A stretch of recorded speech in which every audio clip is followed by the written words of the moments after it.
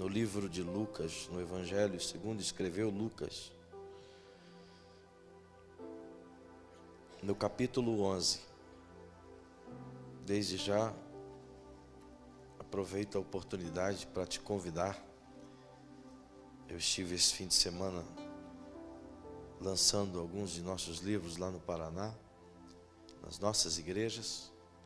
Foi muito, muito bom, maravilhoso, uma frequência e uma resposta missionária maravilhosa. E estou muito grato a Deus.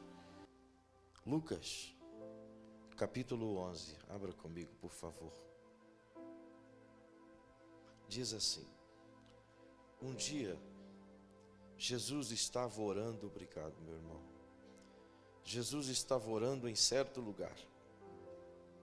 Quando acabou, disse-lhe um dos seus discípulos: Senhor, ensina-nos a orar, como também João ensinou aos seus discípulos. Ele lhes disse: quando orardes, dizei: Pai, santificado seja o teu nome, venha o teu reino, dá-nos cada dia o nosso pão cotidiano, perdoa-nos os nossos pecados, pois também nós perdoamos a qualquer que nos deve, e não nos deixeis cair em tentação, mas livra-nos do mal. Amém. Essa passagem em Mateus também é citada no capítulo 6, é uma das lições mais importantes do ministério de Jesus. Percebam todos que os discípulos nunca pediram para Jesus, dizendo: Senhor, ensina-nos a pregar. Nem tampouco disse Jesus: ensina-nos a evangelizar. Pior ainda, dizendo Jesus: ensina-nos a ser prósperos, ou a te seguir, ou a sermos seus discípulos, ou a fazermos eventos, ou a edificarmos igrejas. A única coisa que os discípulos pediram a Jesus é que ele os ensinasse a orar. E esta é a parte mais importante desse ministério que os discípulos desenvolveram, porque eles aprenderam algo extraordinário movido pelo próprio Jesus. Perceba que essa oração é conhecida por todos nós como oração do Pai Nosso, mas ela deveria ser conhecida como a oração do Reino, porque a ênfase de Jesus não é o Pai Nosso, ao contrário, a ênfase de Jesus é o que vem a seguir da declaração de relacionamento: venha o teu reino. Isso é o que ele quis que todos aprendessem, que todos guardassem nos seus corações e que todos praticassem. Lá na frente, poderei trazer de novo pensamentos como este, mas vale começar dizendo a vós que essa é a ideia permanente de Jesus. Veja que Jesus não deu uma sugestão. Ele não chegou aos discípulos e disse: meus filhos, vocês devem ter um modelo, e eu vou lhes dar um modelo, e a partir desse modelo vocês vão fazer todas as vezes que vocês orardes. Não, não, não. Jesus não fez isso. Ele não nos deu modelo, embora nós somos capazes e animados em dizer que esta oração é a oração modelo. Até porque, quando traduzimos a Bíblia para a língua portuguesa e colocamos subtítulos nos textos ou nos pequenos textos em destaque, na maioria das Bíblias, ao menos no Evangelho de Mateus, no capítulo 6 e o verso 9, quando começa esse ensino de Jesus, o título dessa parte é a oração modelo. E essa nunca foi ideia de Jesus. Nunca foi ideia dele que fosse oração modelo. Não, senhores. Veja, se você olhar na sua Bíblia, como Mateus descreve essa fala de Jesus. E diga-se de passagem que, diferente de Lucas, Mateus estava diretamente ligado a Jesus. Ele, portanto, escreveu aquilo que ouviu diretamente de Jesus. Afinal, aqui Jesus falava aos seus discípulos. Então percebam que o que Mateus escreve é a verbalização da ideia de Jesus sobre o desejo dos discípulos em aprender a orar. E se você observar o versículo 9, você vai ver do Evangelho de Mateus, no capítulo 6, você vai ver como Jesus diz. Observa a palavra de Jesus. Ele diz assim: mas vós orareis assim. Ele não disse: vou lhes dar uma ideia do que seja oração. Eu vou lhes dar um modelo para vocês aprenderem a orar. Eu vou fazer um esboço, um esqueleto de oração. E aí vocês podem aprender com esse esqueleto. Ele não fez isso. A oração do Pai Nosso, ela é por nós até desprezada, pelo fato de muitos de nós ter saído de uma raiz católica. E pelo catolicismo, esta oração é, via de regra, uma recitação constante, mas sem nenhum sentido. Então a gente aprendeu a desprezá-la, porque afinal de contas nós somos crentes, e como crentes nós não utilizamos a oração do Pai Nosso. Nós temos uma liberdade plena de falar com o Pai de outra maneira, com intimidade, de uma maneira menos polida. Mas é interessante que Jesus diz de maneira muito clara: portanto, vós orareis assim. Se dirija para quem está ao seu lado por bondade e diga exatamente essa frase de Jesus. Diga: portanto, vós orareis assim. Ele não está dando modelo, gente. Ele está dizendo: assim vocês devem orar. Ele está dizendo: isso aqui é o que vocês têm que fazer. Isso aqui é o que vocês precisam viver. Não é modelo. Por que ele considerou isso tão importante? Porque na sequência de sua oração, e na qual ele nos instrui a fazê-la continuadamente, ele ensina-nos e diz: ó Pai nosso que estais no céu, santificado seja o vosso nome, venha a nós o teu reino. Que coisa mais linda! Jesus poderia ter nos ensinado a orar para vir as nossas vitórias. Ele poderia ter nos ensinado uma senha para poder acessar as bênçãos que Ele conquistou por nós ou para nós na cruz, e nos dá o direito de recebê-las e desfrutar de cada uma delas. Mas Ele não fez isso. Ele nem tampouco nos deu uma oportunidade de vermos o acesso às pessoas que poderiam ser bênção na nossa vida. Diferente disso, ele disse: vocês devem orar assim: venha a nós o teu reino. Por que Jesus ensinou com tanta ênfase esta oração? Qual é a ideia de Jesus? Por que ele queria tanto que a igreja passasse a trazer o reino, ou clamar a Deus para que o reino dele viesse à terra? Nós não fazemos porque nós não entendemos. Nós não oramos assim porque nós não conhecemos o reino, nós não entendemos o reino, nós não compreendemos o reino. E como poderemos pedir aquilo que a gente não compreende? Como você vai pedir a Deus aquilo que você não sabe o que é? Nós somos pequenos nisso. Nós não somos ensinados acerca de reino, nem em teologia, nem em seminário, nem tampouco em escola dominical. O conhecimento que a gente tem de reino é tão superficial quanto o nosso entendimento sobre Deus. A profundidade do que conhecemos o reino de Deus é do tamanho de uma poça d'água. Então, como poderemos pedir e receber aquilo que não compreendemos, que não entendemos? Logo, se não compreendemos, não cremos. E se não cremos, por que pedir? Não é verdade? Se a gente não tem entendimento do que significa viver o reino, Por que então pedi-lo, se eu não creio que ele seja real? Ora, é tão importante ter essa ciência, que ele que fará a diferença na nossa vida, se de fato quisermos viver as benesses que Cristo conseguiu para nós na cruz. Agora perceba que por que a gente não entende as coisas do reino? Para isso, eu preciso continuar desde onde nós paramos na semana passada, na perspectiva de te relembrar a causa de todas as coisas, de o porquê chegamos a essas circunstâncias.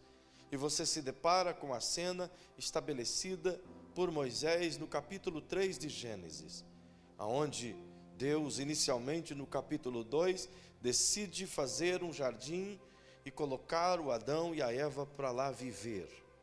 Perceba que isso é tão importante compreender, porque se entendermos qual era o plano de Deus em estabelecer o Adão e a Eva em um governo na terra, em um reino na terra, assim nós poderemos compreender o porquê Jesus veio restabelecer o reino. E como ele veio fazer isso? Se nós não entendermos como funcionava o reino de Deus na vida de Adão e Eva, então poucos vamos compreender como o reino pode funcionar em nossa vida.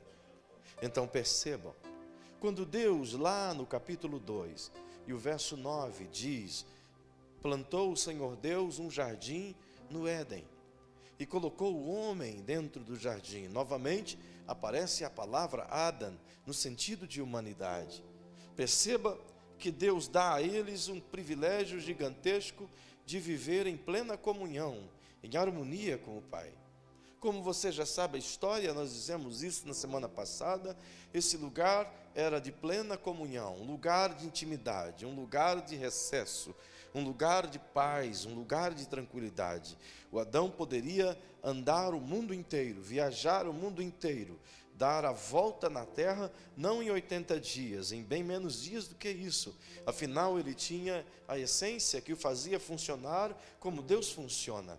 Ele era igual a Deus, afinal de contas, ele vivia na eternidade, ele tinha recebido o poder de Deus no sentido de governo. Deus havia dito a ele: você vai governar a terra, você vai dominar a terra, você vai estabelecer o meu reino na terra. Mas perceba que para isso tudo funcionasse, para que ele voltasse ao seu lugar de recarregar a bateria, ao seu ponto de encontro, Deus fez algo extraordinário com o Adão. Perceba que o reino de Deus é espiritual. Diga comigo: o reino do Pai é um reino espiritual. Então o Pai, que estava no reino espiritual, juntamente com a Trindade, isto é, seu Filho e o Espírito Santo, ele decidiu, como disse semana passada, expandir o seu domínio e fez o cosmo e estabeleceu um governo, um reino físico palpável. Quando Deus estabelece um reino físico palpável, perceba que ele é espírito e o reino é físico. Então, para ele governar, sendo espírito, no mundo físico, ele não pode fazer isso sendo espírito. Então ele cria leis, ele estabelece leis. Logo ele cria o homem. E quando cria o homem, ele diz: por meio deste, nós vamos estender o nosso governo. Por meio deste, nós vamos reinar sobre essa terra. Por meio deste, nós vamos governar o cosmo. É por isso que Gênesis 26 diz que Deus deu a Adão o governo, o domínio. Mas para isso acontecer, Deus fez algo antes. Enquanto ele estava formando o homem, perceba que há duas coisas lindas aí no texto de Gênesis 1, verso 26 e 27. O verso 26, a Bíblia diz que Deus decidiu fazer o homem. Portanto, está o verbo fazer. Façamos o homem. Mas se você andar um versículo depois, você vai ver que a Bíblia diz: assim Deus fez o homem, macho e fêmea os criou. Então você tem dois verbos. Você tem o verbo fazer e você tem o verbo criar. A palavra criar vem de uma palavra hebraica, que é bara, que significa criar do nada, chamar à existência aquilo que ainda não existe do nada. Mas o verbo fazer, o aoristo que traz do hebraico a esta fala, ela se associa a algo já feito. Significa pegar algo que já existe. E é exatamente isso que Deus fez. Ele criou do nada, porque até então não existia nenhum tipo de ideia sobre o que seria ser humano. Então ele criou a ideia do ser humano, mas ele fez a partir da terra. É por isso que a Bíblia diz que o homem é pó e para o pó voltará, mas o espírito volta para Deus que o deu. Então, na certa, ele está dizendo que nós somos um espírito habitando em um corpo físico. Para isso, você perceba que Deus estabeleceu ordem na sua criação. Logo, entenda, quando ele está criando o homem, no verso 26, ele dá um esqueleto de sua ideia, mas o capítulo 2 narra exatamente como ele fez isso. Ele pegou o barro, ele desenhou no chão como seria o modelo, então ele esculpiu no barro de maneira orquestrada. Ele fez os olhos, ele fez a boca, ele fez o nariz, ele fez as mãos, ele fez o corpo como um todo.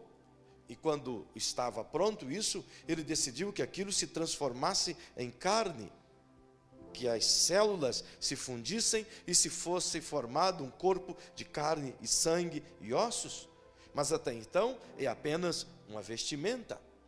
Até então o homem é apenas um ser vivo que respira, mas não passa de algo inanimado.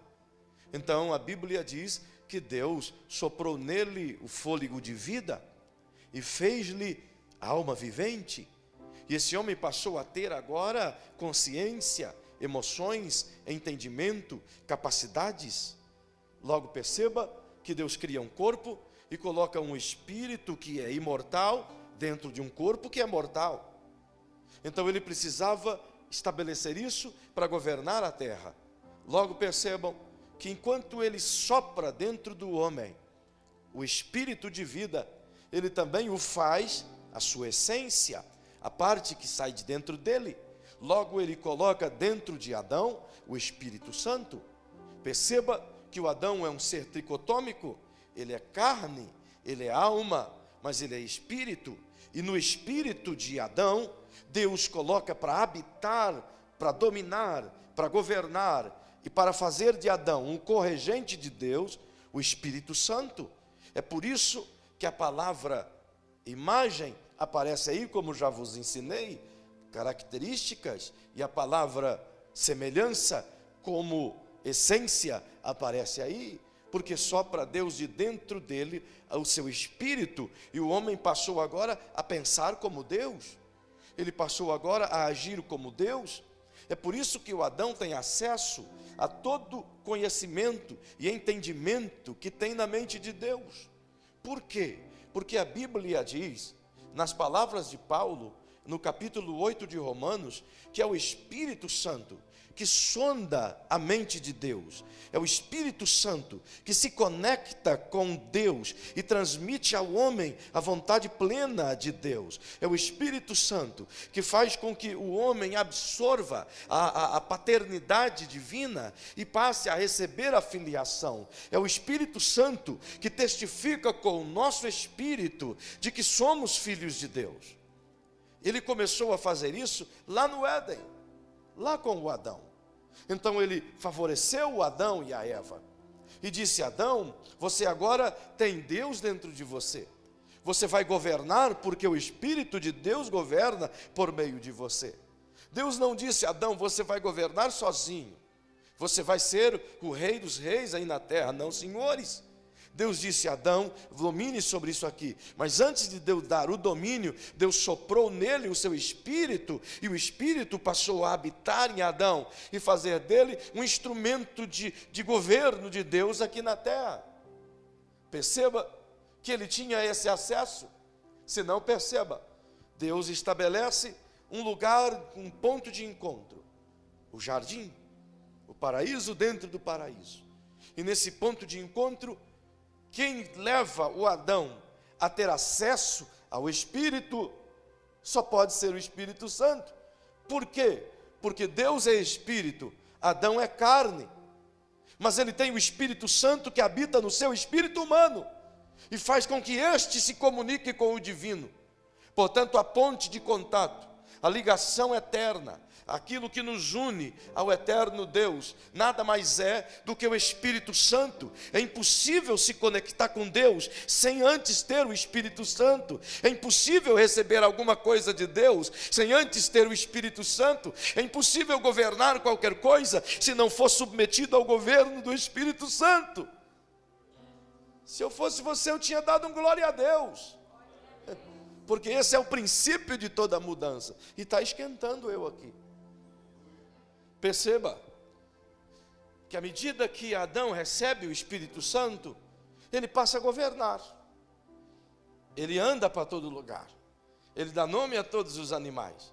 Você acha que o Adão tinha tal inteligência para dar nome a 1.800.000 espécies de animais, a 32 milhões de espécies de árvores e plantas rastejantes? Você acha que ele era capaz de observar as estrelas e estabelecer seus nomes devidos? Se isso não fosse por meio do Espírito Santo o acesso à biblioteca divina, ao HD de Deus, que tem toda a resposta para todas as perguntas que qualquer ser vivo queira saber. Então ele tinha acesso a tudo, ele estava dentro de Deus, ele não tinha nenhuma preocupação, ele não tinha nenhum desconforto, porque todo dia o Espírito Santo levava ao ponto de encontro. Da mesma sorte que o Espírito Santo fez com você aqui esta noite, te trouxe a esse ambiente para encontrar-se com o Eterno e por algum momento você glorificá-lo e adorá-lo, e o seu espírito entrar em conexão com o Espírito de Deus, e você se sentir filho e ele te chamar de filho e você chamá-lo de pai. É exatamente nesse mesmo aspecto que o Espírito Santo fazia com Adão. Aleluia! Ele o levava. Então o Adão queria saber qualquer coisa, ele falava com o pai, porque o Espírito lhe dava o acesso. O governo, portanto, do reino de Deus, para Adão, estava estabelecido. Deus Pai está governando tudo, e por meio do seu meigo, o Espírito Santo, em Adão, está governando o físico. Quando Deus faz isso, ele estabelece uma lei para si mesmo. E que lei seria essa? Que nada que é espírito pode atuar no físico sem um corpo. Deus estabelece uma lei que ele mesmo se submete. Tudo que é espírito não atua no que é físico sem um corpo. É por isso que para ele governar a terra por meio de Adão, ele precisava de um corpo. Então ele faz o Adão. É por isso que lá no Novo Testamento, você vai ver o diabo tentando se apossar de pessoas para governar, porque o diabo não pode influenciar ninguém sem ter um corpo. É por isso que você volta para o Gênesis e vê o diabo entrando no corpo de uma serpente, porque ele não poderia influenciar a Eva ou distorcer a palavra de Deus em Eva se ele não tivesse por meio de um corpo físico. É por isso que a Bíblia diz no Novo Testamento que eles estão por aí por cima buscando um corpo para poder dominar, para entrar, e glória a Deus que o nosso não precisa, porque dentro de nós está totalmente tomado cada milímetro do nosso corpo pelo poderoso Espírito Santo. É Ele que comanda, que cuida, que eleva, que santifica. Aleluia! Perceba, portanto, que Deus então quer governar, mas Ele só pode fazer isso por meio de um corpo físico. Então ele faz o Adão e coloca o seu espírito nele, e agora está tudo perfeito. O governo está estabelecido. E Deus diz: Adão, toda a terra está debaixo desse governo. Administra tudo isso aqui para mim. Estende o meu governo. Perceba que isso aconteceu, eu creio, por milhões de anos. Não creio que Deus fez o Adão e no outro dia ele já caiu em pecado. Não, senhores, eu creio que ele viveu sim milhões e talvez bilhões de anos no jardim em plena comunhão com o Pai. Era imortal, não tinha perigo de envelhecer, nem criar ruga, nem de ficar gordo, não tinha problema algum, nem colesterol, nem o casal diabo e Abete junto, nada assim, não tinha nada disso. Estava tudo perfeito. Ele poderia viver a eternidade com o Pai. Uau, parece que eu estou no deserto do Saara. Perceba, queria tudo muito bem. E o diabo disse, eu tenho que dar um jeito nisso. Eu não posso propor a ele uma casa melhor, porque a dele é a melhor do mundo, é o paraíso. Eu não posso propor a ele riqueza, porque ele governa o mundo todo na pessoa do Espírito Santo, então não tem jeito. Eu não posso propor a ele o acesso ao meu reino, porque ele é carne e eu sou espírito, não dá. Eu não posso propor a ele comida boa, afinal de contas ele tem as melhores aí, basta esticar a sua mão e pode comer à vontade. Então o que posso fazer? Ele arquiteta, e esteja certo, que o diabo não fez com que a queda de Eva acontecesse do dia para a noite. Penso eu, é uma teologia minha, é uma ideia minha, e se alguém achar que é uma heresia minha. Eu penso que o diabo sondou Adão e a Eva durante milhões de anos. Ele não é tolo, não é ignorante. Então ele arquitetou o plano, ele estabeleceu o modus, ele preparou-se, ele sabia o que dizer, ele sabia o que falar. Então ele pensa ao longo dos séculos e talvez milênios ou milhões de anos, ele pensa consigo mesmo, a única proposta que eu posso fazer para tentar tirar o Adão desse plano de governo, nenhuma das que eu tenho aqui dá certo. Então eu não consigo ter coisa alguma, porque ele já tem uma informação, ele já tem uma fala dentro dele, ele já tem um conhecimento dentro dele. Então eu não tenho nada para oferecê-lo. Perceba e guarda isso no seu coração. O diabo não pode, de maneira nenhuma, corromper o entendimento do ser humano sem antes deturpá-lo. Ele não tinha como dar uma nova proposta para Adão e a Eva, porque eles já tinham uma. Ele não tinha como oferecer um governo para Adão e a Eva, porque eles já tinham um. Deus disse, o governo é de vocês. E o diabo não é tolo, não é bobo. Então ele arquiteta, ele pensa, ele maquina.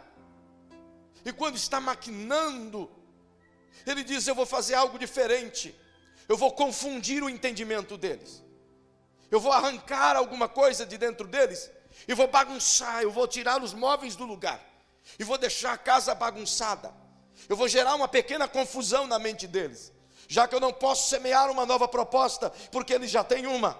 Então eu vou bagunçar a proposta que eles têm, que bagunçando a proposta que eles têm, vai abrir espaço para a minha proposta. E é sempre assim que o diabo faz, e até os dias de hoje a sua estratégia não mudou.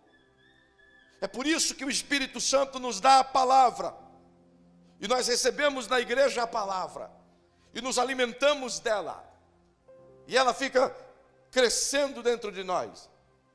Mas talvez você não sabe, mas do lado de fora do templo, ou quando chega na sua casa, ou quando chega no seu trabalho, tem lá uma serpentona, um dragãozão, um jacarezão dentuço, usado pelo diabo, só para atrapalhar aquilo que você ouviu, e ele começa a colocar pulga dentro da sua cachola, e as pulgazinhas começam a perturbar-te, e começam a dizer, será que é isso mesmo que eu aprendi?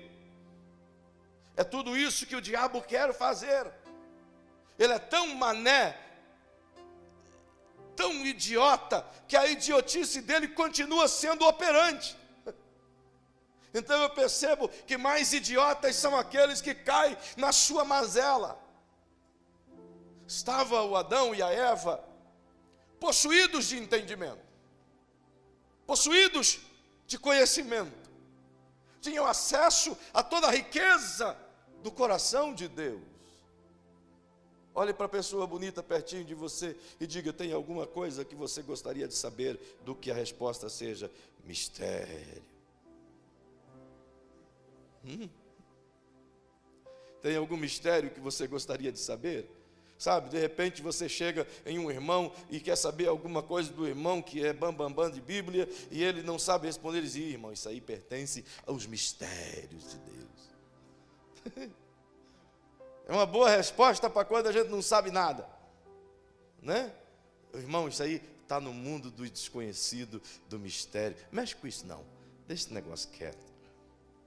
Mas a gente quer saber os mistérios, e se o Adão quisesse saber, ele acessava o coração do Pai, a hora em que ele desejasse. Porque a ponte que o ligava ao coração do Pai continuava dentro de Adão, a saber, o Espírito Santo. Mas agora a serpente, possuída pelo diabo, ele vem até ela e faz uma pergunta que suscitou em uma proposta. A pergunta que ele fez confundiu a Eva. Afinal de contas, ele muda o que Deus diz. E é sempre assim.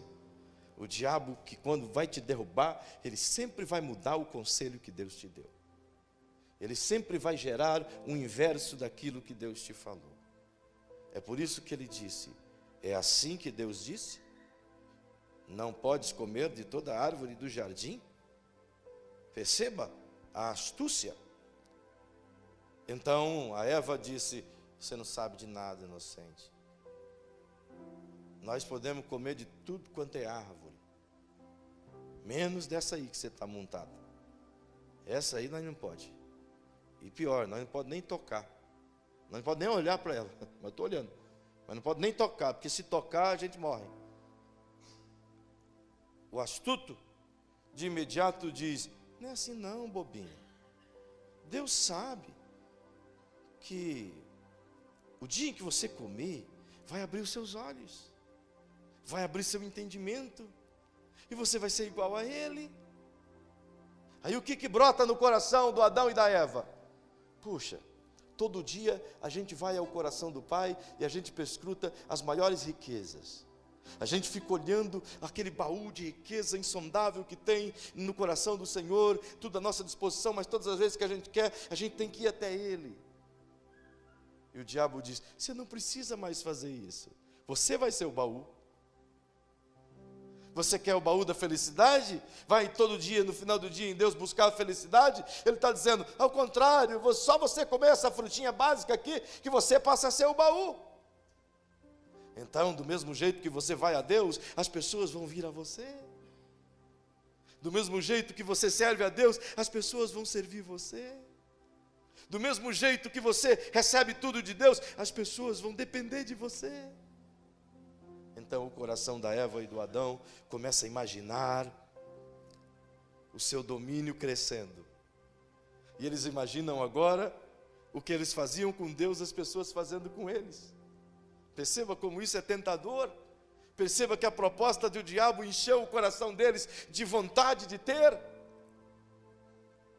Então o diabo lança a ceia que fez com que eles comessem.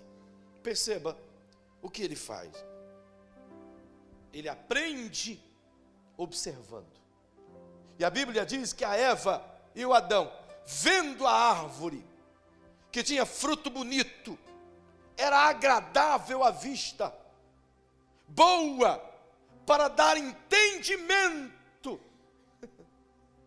Aqui está o segredo, aqui está a estratégia, aqui está a artimanha maligna. O diabo mostrou para Eva: vocês não têm acesso a toda fonte de conhecimento, vocês não têm acesso à verdadeira luz. A verdadeira luz está nessa fruta. O verdadeiro entendimento está aqui. Esse é o maior poder que o ser humano almeja ter, o poder dominante do entendimento. Que adianta ter dinheiro sem entendimento, que adianta ter política sem entendimento, que adianta ter poderio militar sem entendimento. Com entendimento ele pode não ter dinheiro, mas ele domina quem tem dinheiro. Com entendimento ele pode não ter armas, mas ele domina quem tem armas. Com entendimento ele pode não ser um político, mas ele domina o político. Essa é a estratégia. Então ele semeou isso no coração do casal. E o casal pensou: uau, tudo que a gente buscava está aqui e a gente nunca viu. Puxa, está um esticar do meu braço o acesso ao domínio do cosmo. Ele se imaginou sendo um Darth Vader. Assim. Pensou, o domínio da força agora é meu. Uau. Pensa. Bastou pouco pensar para que esse mundo fosse criado em seu entendimento.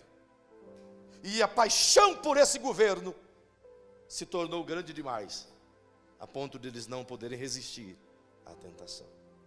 É por isso que você vai lá no capítulo 4 de Mateus, ou no capítulo 4 de Lucas, e você vai ver o Espírito Santo levando Jesus para ser tentado pelo diabo no deserto. Percebam,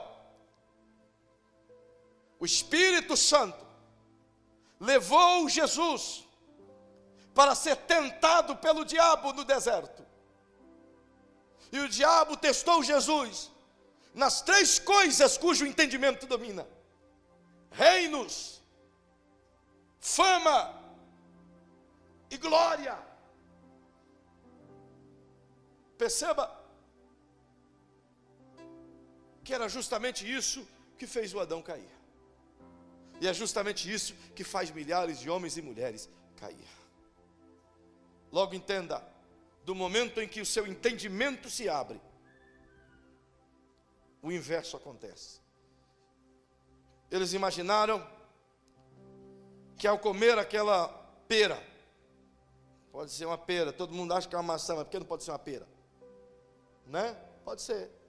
No momento em que come aquela pera grandona, dava para 2, comeu, os olhos se abriram, e eles, a primeira coisa que se viu: mulher do céu, tu está pelada. E ela diz: você também está.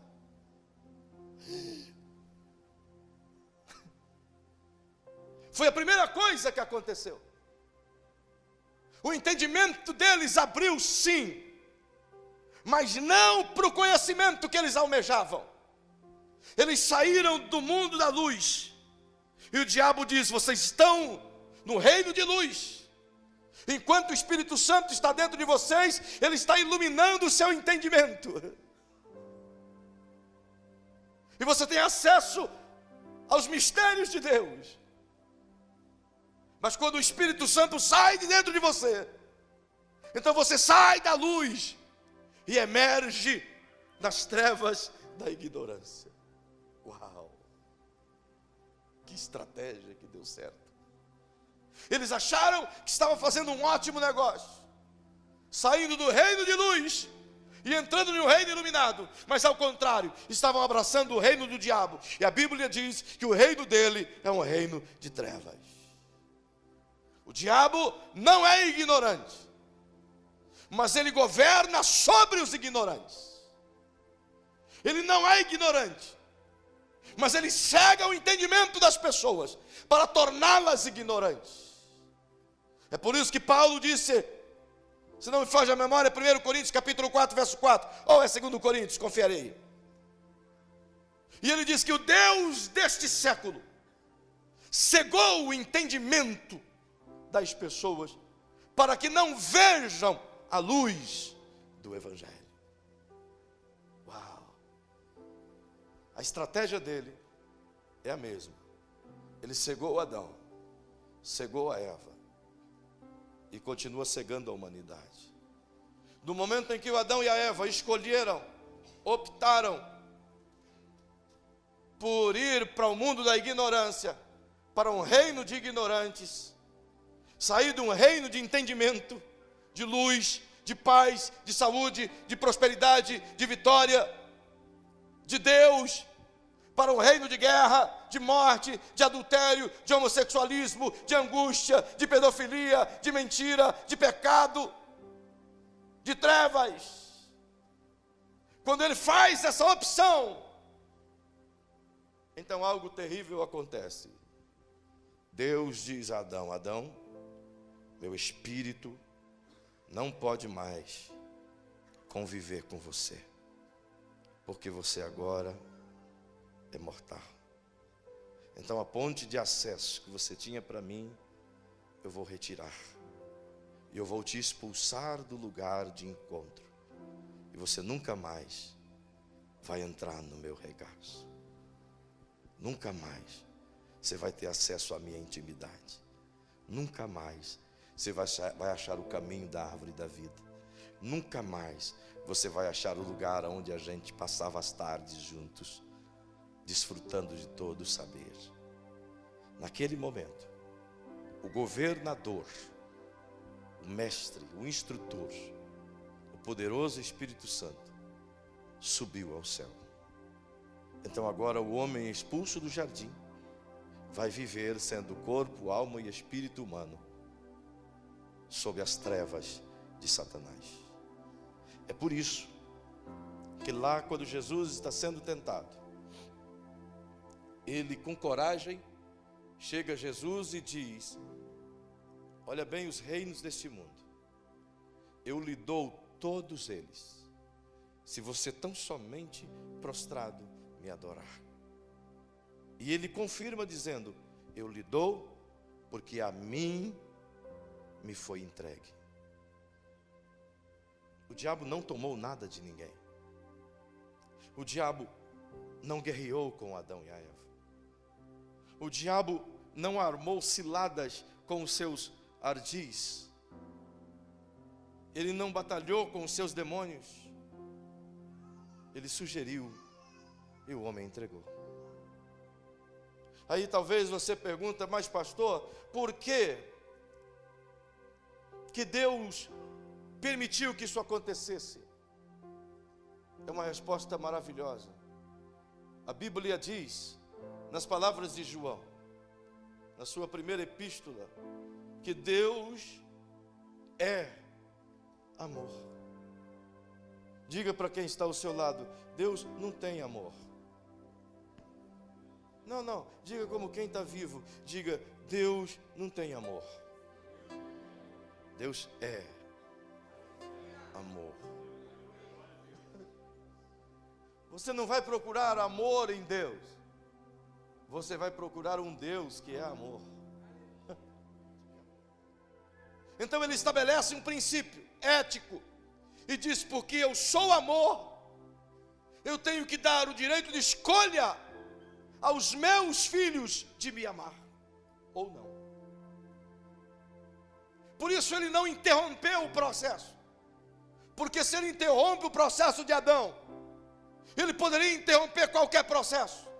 Ele poderia interromper uma água de ferver bastante no teu fogão, poderia intervir de um leite derramar, ele poderia intervir de você não casar com quem você não quer, ele poderia intervir de você se relacionar com pessoas erradas, ele poderia intervir nos seus negócios, mas por causa de sua ética baseada no seu amor, então ele não infringe esse princípio de escolha.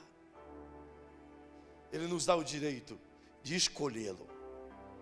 Aleluia. Ele não te manipula, ele não te convence a amá-lo. Ele apresenta quem ele é e diz: se você quiser me amar, é tudo isso aqui que eu sou. Aleluia. Ele não precisa te imprensar na parede e dizer: ou tu me amas ou eu te mato. Não, ele não.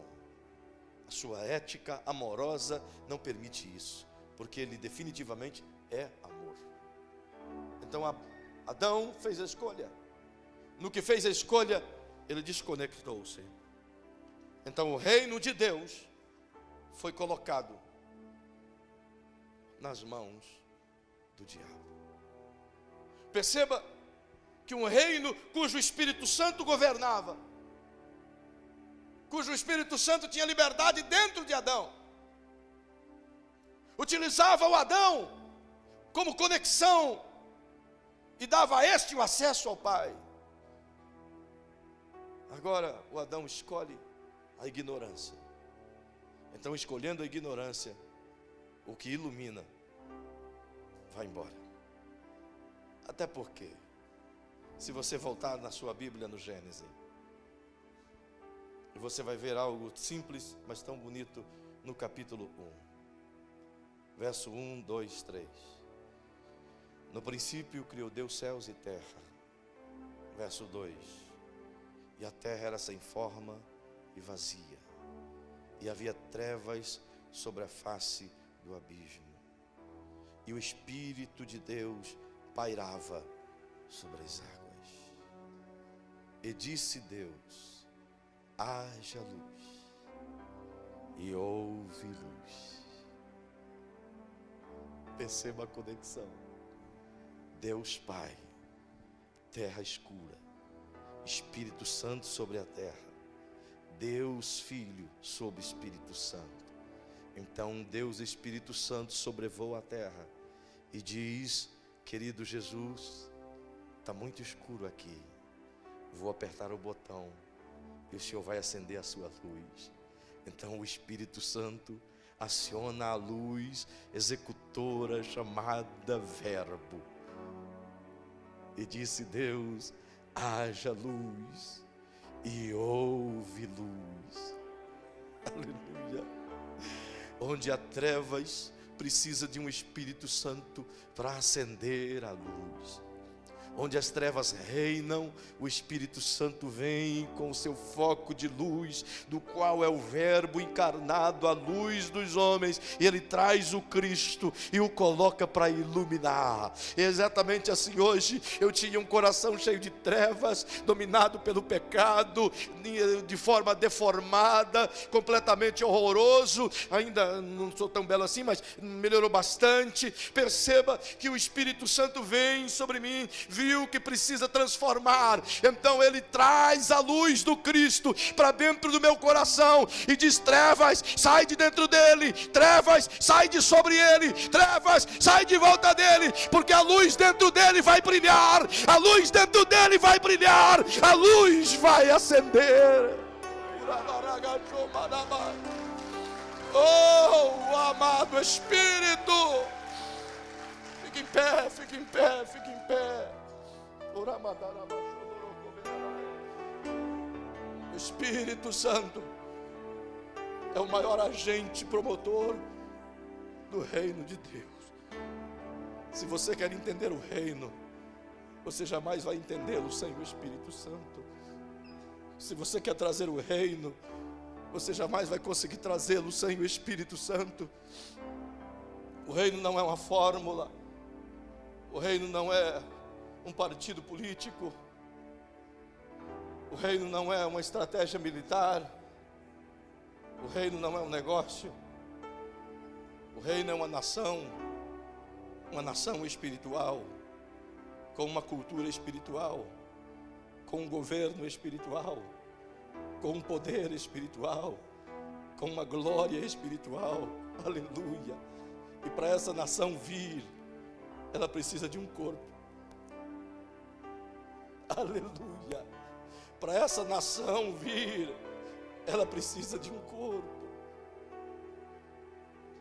É por isso que eu termino essa noite dizendo a vocês: Jesus disse, se alguém perguntar, quando vem o reino de Deus? Jesus disse, o reino de Deus não vem com aparência humana. Não dizei, ei-lo aqui, ou ei-lo acolá. Porque o reino de Deus está dentro de vós. Aleluia.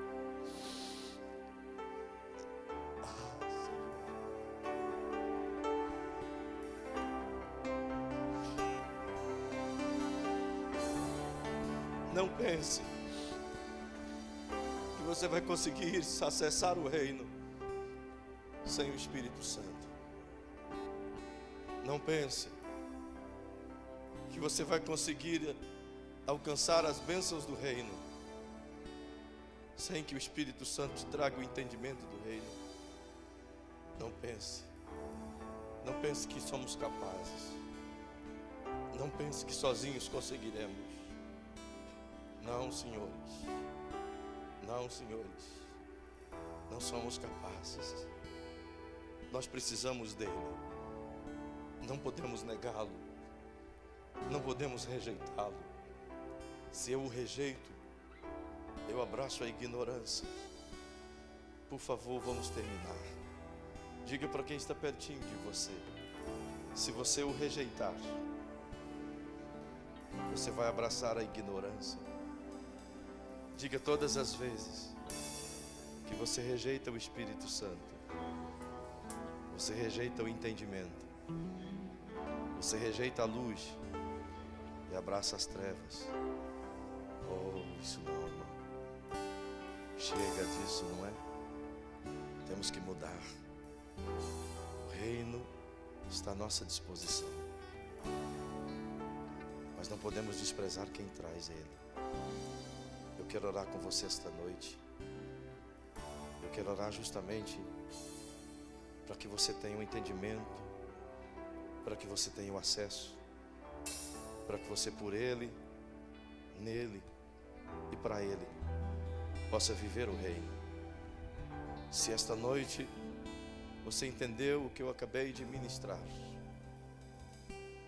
e você deseja sim que o Espírito Santo jamais saia de dentro de você, e se ele não ainda está, que ele passe a assumir o controle total de suas funções.